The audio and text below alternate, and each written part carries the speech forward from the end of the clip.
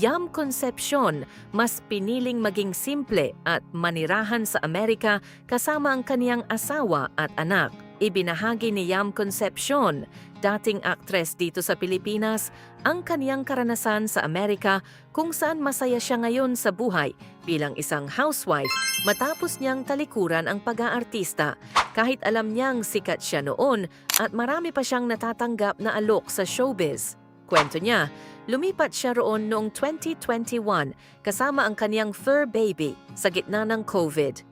Kahit nasa taas noon ng kaniyang career sa bilang artista dito sa Pilipinas, pinili niyang magsimula ng panibagong buhay upang sundin kung ano ang tunay na mahalaga sa kaniya. Matapos ang matagal nilang long-distance relationship ng kaniyang asawa, mas nanaig pa rin ang kaniyang pagmamahal dito. Kaya tuluyan na niyang iniwan ang showbiz at piniling mamuhay ng simple sa Amerika.